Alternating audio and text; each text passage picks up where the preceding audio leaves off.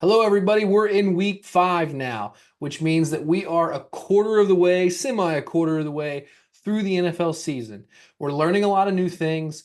We have some preconceived biases, and I'm sure we've probably moved off on it. We probably have some hot takes we're sticking to longer than we should. But there's one thing that's for certain: this league is continually unpredictable, but we have to digest and contextualize what we see. This is week 5's IDP 5. Let's go.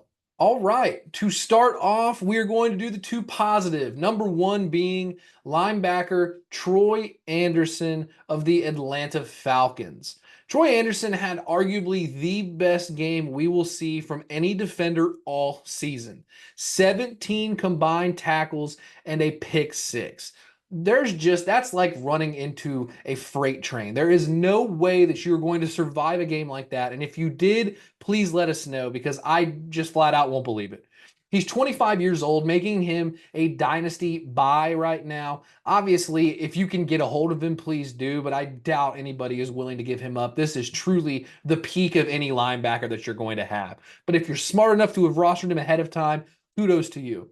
25 years old, still ascending, probably hasn't hit his prime yet. We have seen the Atlanta Falcons have a variety of really high level inside linebacker play. He is the latest in a long run. And make sure that when you have him on your team, you send flowers to your opponent because it is their funeral. Troy Anderson with my number one spot this week in the IDP 5. Number two for me this week, who I was really impressed with, is Levante David. Now, Levante David has been a staple of IDP for the better part of 10 years, which is why I'm going to kind of contextualize some different feelings I have about him. Levante David is 34 years old. That is old regardless of position, regardless of sport. But it is something that we have seen before in linebackers. Linebackers can, when they're healthy, play a little bit later into their career. We see players currently doing this on the defensive side of the ball, Harrison Smith being one of them, where players almost age like a fine wine. They just don't ever have that precipitous fall off that we're waiting on. I believe that Levante David is playing some of his best football we've ever seen him play. Since Devin White has left the team, we are seeing him kind of pick up all of those extra tackles, extra interceptions, extra defended passes, but most importantly, he is still getting the snaps. The only issue I have with him is I just think in Dynasty, unless you're a contending team, or even in redraft for that matter, unless you are a contending team and you feel as though you can win it all, I would try to move him. He is a perfect player where each team can win the trade, quote unquote. We all love to beat people at trades, but trades are supposed to benefit both parties involved. Levante David can help a winning team put themselves over. He's currently pacing in the top 10 in linebackers, which is hard to get, especially at this point in the season when everybody's starting to kind of see their teams. And if I'm somebody and I'm looking to acquire some capital or maybe get some more depth fills at different positions, or in Dynasty, like I said, maybe even some draft picks, even if they're mid to later rounds, I feel like Levante David can benefit both parties. But for me, the age is kind of the cutoff. I need to move him while I still can and while he still retains value. And we're seeing right now, he is retaining value. He's had back-to-back weeks with 8 tackles and a forced fumble. That type of production isn't going to happen every single week. So I would try to capitalize on this little streak of good games we get. Levante David, you've been a staple. You are a true IDP legend. And I am trying to get something for you because you are still valuable in this league. All right. The negative part of this, and it pains me more so than it normally does this week. I'm going to go with 2 players that play the same position for the Cincinnati Bengals, and that is the edge rushing duo of Trey Hendrickson and Sam Hubbard. Now, the Bengals defense has a variety of problems, and I don't have enough time in this video to go over my true thoughts on how the Bengals are doing on defense. So I'm going to sum it up with the edge rushers. I'm going to start with Trey Hendrickson. Hendrickson is the type of guy in IDP where you get everything. In the last few years, we have seen a very, very high caliber player at this position. He has been a set and forget in your lineup guy for, like I said, 2 to 3 seasons now because you're getting safe tackle floors, but you're also getting sacks and the big plays. And this year, to start, he has had some big plays. He's had some sacks. But unfortunately, that is truly all he has given us. He's got 3 sacks in 4 games, but he has less than 10 tackles. And that makes him a little bit of a shaky player for me to put in my lineup. I don't like having sack dependent players. I like to have players that have consistent tackle floors, 3 to 4 a game, that can every now and again get me a pop off sack or give me a forced fumble or something. And right now, we're not getting enough consistency from the Bengals defensive line where Hendrickson is getting one-on-one opportunities. A lot of this is due to the injury in the interior defensive line. So teams are now scheming the edge rushers because they're really the only credible threats on the defense. And like I said, Hendrickson needs to get sacks in order to prove and provide value for your lineup. Now, on the flip side, Sam Hubbard, he was the playoff hero, the Cincinnati kid. But I feel like ever since that play happened, we have just not seen the same player. It feels like that was the peak, and now we're falling off. Sam Hubbard has the exact opposite problem of what Hendrickson has. Hubbard can get you some tackles. He just isn't doing anything else right now. And it's not enough tackles for me to feel safe putting him in my lineup. This past week, he disappointed fantasy managers with just 2 assisted tackles, and that's it. As far as I'm concerned, if you only have 2 more assisted tackles than I did on my couch, I can't just start you in my lineup. I have to have something. You have to have a little bit more boom.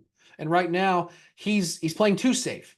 Now you're getting this consistent tackle floors, so I feel like I'm talking out of both sides of my mouth here. If you could combine what Hendrickson is doing with what Hubbard is doing and put them in the same player, you would have the perfect edge rusher. But unfortunately, for fantasy managers, Bengals fans, and the Bengals, the defensive line has been damn near atrocious this season.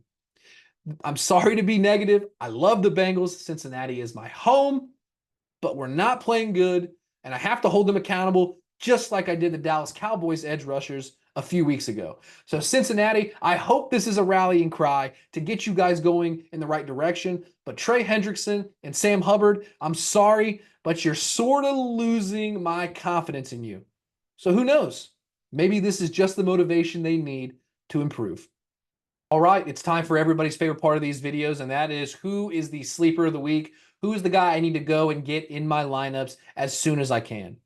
Now, I am mostly about long-term return. I don't really care too much in the week-to-week windows unless I'm really, really taking on water for my franchise. But I think that this year and long-term, we have potential for a bit of a big play here.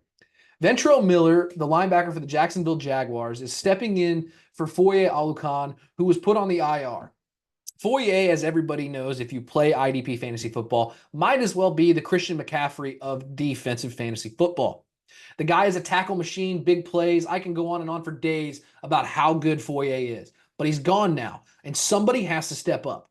Now, just because people go down and somebody else goes in their place does not automatically mean that we will get the stats and get the same production at the same position. But Ventrell Miller has showed us in the brief opportunities he's had to play that he can and will fill that void. When Foye got hurt, Ventrell Miller got in week 3 against the Bills and had 6 combined tackles in limited playing time. That's fantastic. You love to see it. But how will he do in his first full game? Well, this past week at the Houston Texans, he had 11 total tackles. There you go. That is an inside linebacker you want. 11 tackles against a good Texans team. That means he's flying all over the place, and he is seeing ball, hit ball, seek and destroy linebackers. That's who you want in IDP. That is who you want on your team and starting in your lineups. Foye will come back. He is too valuable of a player to just not play. So as soon as he's healthy, they will put him in. And Jacksonville is kind of a dumpster fire right now, so they need all the help they can get on either side of the ball to improve their team. But in the short-term window here, if you're having a lull in your lineup, you're 1-3, or maybe you're 2-2, or maybe heck, you're 0-4.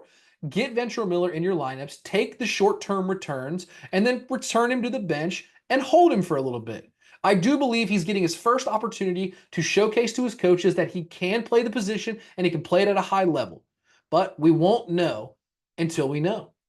Keep him on your bench, even when Foye comes back. But until Foye comes back, he needs to be a starter in your lineup, and it will pay dividends, and it'll pay them quickly. So Ventrell Miller is the sleeper, my go find him, my diamond in the rough of the week for the IDP 5. Thank you, everybody, once again for watching this video. My name is Matthew Montgomery. You can follow me on all socials at MattMontyFF. This video is on the RPO YouTube page, so make sure you like, follow, subscribe, comment in there. Tell me how terrible you think this video is. Tell me my hair looks ridiculous. I don't care, man. Let's talk in there. I also write articles for footballguys.com, so check out the weekly IDP stock market that's coming your way this week. I look forward to talking to you guys more. I look forward to putting more of these videos out here. It is week 5. We are getting into the meat of the NFL schedule here. So let's take in all the data we know, let's contextualize it, and most importantly, let's have fun winning fantasy football games.